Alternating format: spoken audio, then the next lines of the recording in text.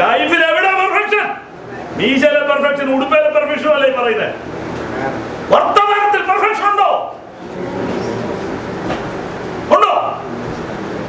ബിഹേവിയറിൽ perfection ഉണ്ടോ?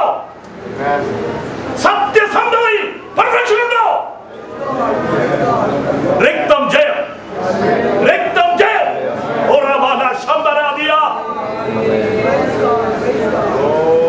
എന്താ perfection?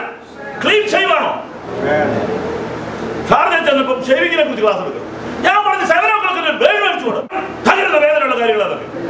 മനുഷ്യന്റെ നാവ് നന്നാകാൻ ബ്ലേഡ് മതിയോ? മറ്റൊരുത്തരെ കുറിച്ച് അപവാദം പറയുന്നതിന്റെ നാവ് അതാ മുറിക്കേണ്ടത്, മീശയല്ല.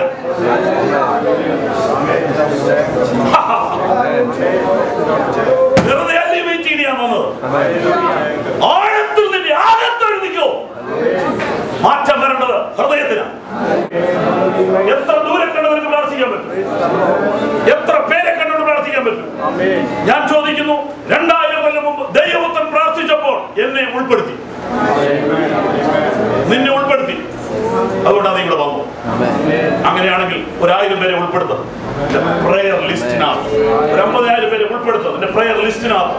ഛത്തീസ്ഗഡിനെ ഉൾപ്പെടുത്തും. വിശേഷം എത്താത്ത എത്രയോ സ്ഥലങ്ങൾ ഇനി ബാക്കിയുണ്ട്. കർത്താവ് എങ്ങനെ വരും? കർത്താവ് എങ്ങനെ വരും? നമ്മൾ പാട്ടിന്റെ സ്പീഡ് കൂട്ടിയാൽ യേശു വരുമോ? നമ്മൾ ഡ്രമ്മിന്റെ താളം കുറെ കൂടെ സ്ട്രോങ് ആക്കിയാൽ യേശു വരുമോ? ഇല്ല. സുവിശേഷീകരണം നടക്കാതെ അവന് വരാൻ കഴിയില്ല.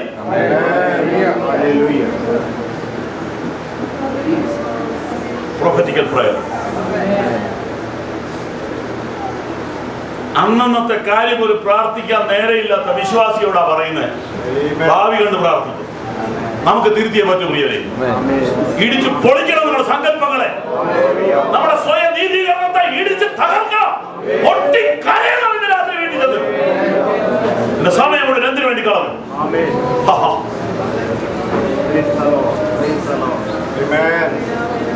Glory to Jesus.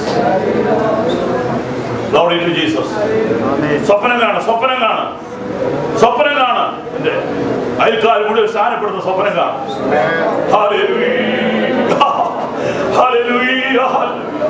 നാട്ടുകാർ മുഴുവനും വെള്ളത്തിലേക്ക് ഇറങ്ങുന്ന സ്വപ്നം കാണും. ക്ലാസിന്റെ കൂട്ടത്തിൽ പരിശുദ്ധാത്മാവ് സംസാരിച്ച ദൂതുകൾ മനസ്സിലെഴുതിക്കൂ. ഒരു സമർപ്പണം ചെയ്ത് പ്രാർത്ഥിക്കൂ.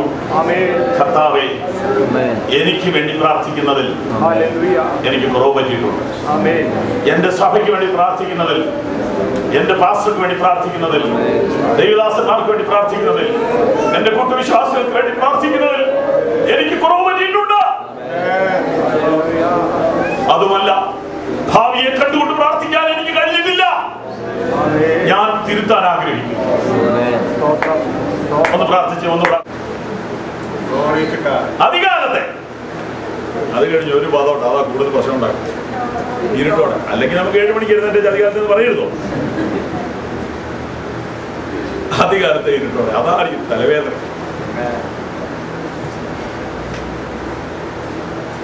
സൂര്യന്റെ വെളിച്ചം നീ കാണുന്നതിന് മുമ്പ് ദൈവത്തിന്റെ വെളിച്ചം നീ കാണണം. മനുഷ്യന്റെ മുഖം കാണുന്നതിന് മുമ്പ് കർത്താവിന്റെ മുഖം കാണണം. മനുഷ്യന് കൈ കൊടുക്കുന്നതിന് മുമ്പ് പ്രാണപ്രിയന് കൈ കൊടുക്കും. ലോകവുമായ ഒരു ബിസിനസ്സിൽ ഏർപ്പെടുന്നതിന് മുമ്പ് സ്വർഗവുമായ ഒരു ബിസിനസ് നടത്തിയിരിക്കണം. Oh Jesus. മനുഷ്യ ശബ്ദം ഈ ചെവിയിൽ വീഴുന്നതിന് മുമ്പ് ദൈവശബ്ദം. പണ്ടൊക്കെ അറിയാൻ മേലാത്ത പാവപ്പെട്ട മനുഷ്യരെ പാട്ട് എഴുതി വെച്ചു. മലവേ മലവേ പക്ഷി ഗണങ്ങൾ ഉണർന്നിതാ പാട്ട് പാടുക.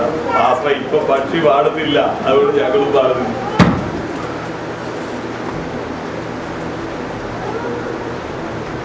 പ്രഭാത ഗീതങ്ങളെല്ലാം ഭൂമിക്കടിയിലേക്ക് താണു പോകാൻ പോകും.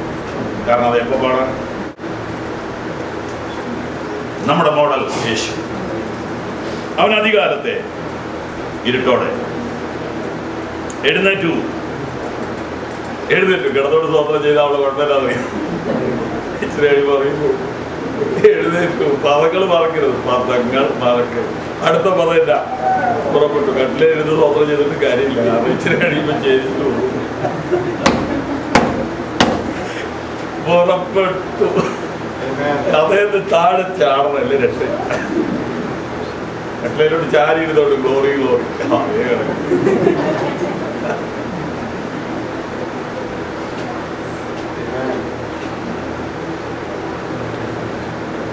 ഞാൻ ഇന്നലെ വിളിച്ച് ഞാൻ കൊച്ചിനെ വിളിച്ചപ്പോൾ എഴുന്നിട്ടില്ലേ?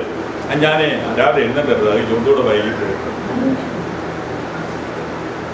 അങ്ങനെ പറ്റിപ്പോയി. ഈ രണ്ടാമത്തെ മയക്കം നല്ല സുഖം.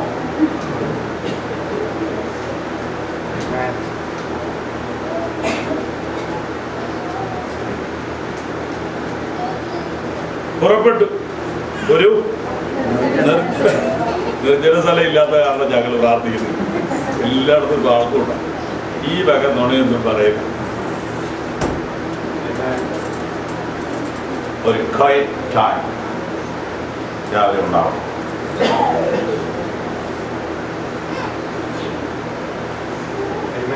അപ്പൊ നമുക്ക് പറയാനുള്ള ന്യായം വെച്ചാൽ കർത്താവിനെ ഇതുപോലെ ഷിഫ്റ്റ് ഒന്നും ഇല്ലാതെ, ഇതുപോലെ ടൈപ്പ് ഡ്യൂട്ടി ഒന്നും ഇല്ലാതെ, അതുകൊണ്ട് അങ്ങനെ പറയാം. നമുക്ക് നോക്കാം കർത്താവിന്റെ ഷിഫ്റ്റ് എങ്ങനെയുണ്ടെന്ന്. നമ്മളെക്കാൾ ടൈറ്റ് ആണോ ഫ്രീ ആണോ? 32 വാക്യം. വൈകുന്നേരം സൂര്യൻ അസ്തമിച്ച ശേഷം അവർ സകലവിധ ദീനക്കാരെയും ഭൂതഗ്രസ്തരെയും അവന്റെ അടുത്ത് കൊണ്ടുവന്നു. അപ്പൊ എത്ര മണിക്ക് യോഗം തുടങ്ങി?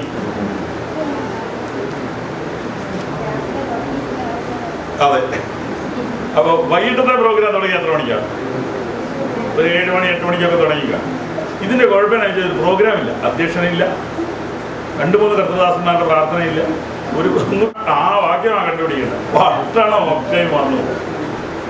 അപ്പൊ സീറ്റ് അറേഞ്ച്മെന്റ് ഒന്നുമില്ല, ചുമ്മാ വന്ന് നിൽക്കുക. നീ പരിശുദ്ധാത്മാവ് വ്യാപരിക്കുകയാണ് സീറ്റ് വിഷയമല്ല. അതില്ലാത്തപ്പോഴാണ് കൂടുതൽ സീറ്റ് നമ്മൾ ഉണ്ടാക്കുന്നത്.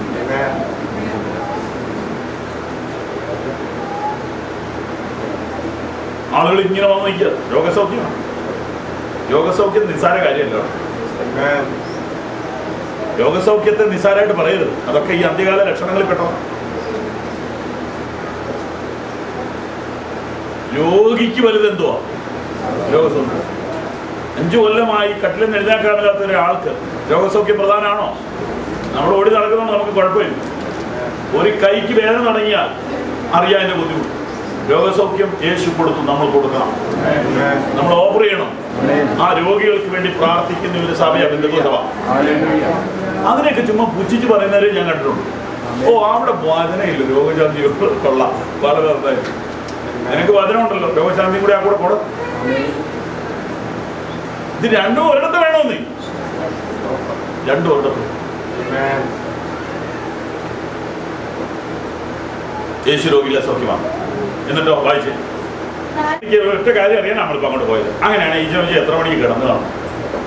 ഈ സന്ധ്യക്ക് 7 മണിക്ക് തുടങ്ങിയതാ.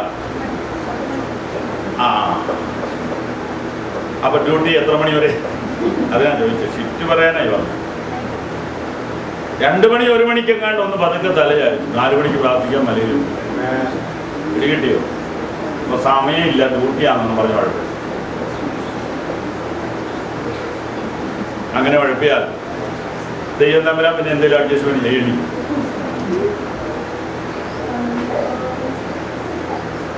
ഒത്തുവരുത്തം പറയാനാണെങ്കിൽ പിന്നെ ദൈവം നമ്മളെ വേലയ്ക്ക് വിളിക്കണം. ഉഴപ്പരുത്. പ്രാർത്ഥനയ്ക്കുള്ള സമയം മാറ്റി വെച്ചില്ലെങ്കിൽ സമയം ദൈവം ഉണ്ടാക്കും. എന്നാലും നമുക്ക് ദുഃഖം ഉണ്ടാവും. അതുകൊണ്ട് ടൈം മാറ്റി വെച്ചോളാം.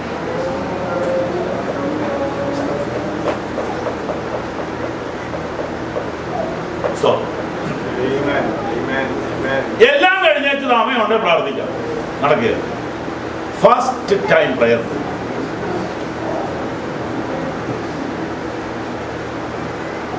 എല്ലാം കഴിഞ്ഞ് ക്ഷീണിച്ച് നടന്നു വന്നാൽ മാനെ വായിക്കണ ഒരു സങ്കീർത്തനം 117 ഉള്ളത് ബാക്കി.